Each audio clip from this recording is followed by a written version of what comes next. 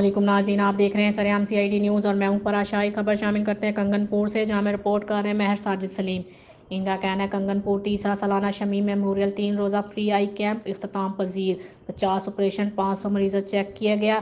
برائے احساس ہوا والدہ محترمہ SHO انسپکٹر سردار جاز احمد ڈوگر صاحب، سردار ریاض احمد ڈوگر، سردار ثقلین احمد ڈوگر صاحب تیسرا سالانہ شمیم میموریل 3 روزہ فری آئی کیمپ اختتام پذیر۔ فری آئی کیمپ میں 50 مریضوں کی آنکھوں کے آپریشن کیے گئے اور 500 سے زائد مریضوں کو فری چیک اپ، فری ادویات، فری NK دی گئی۔ کیپٹن ڈاکٹر محمد خالد ڈوگر صاحب، سفید موتیاں اور دیگر جملہ مریضوں کے آپریشن کے زیر اہتمام ڈوگر ویلفیئر ٹرسٹ پاکستان۔ اس موقع پر وزیر اعلیٰ پنجاب شکایت سیل ضلع قصور کے کوآرڈینیٹر سردار جہانگیر شریف ڈوگر صاحب نے وزٹ کیا اور مریضوں کے آنکھوں کا کامیاب آپریشن پر ڈاکٹرز اور مریضوں کو مبارکباد دی۔ مزید جاننے کے لیے دیکھتے رہیے سریام CID۔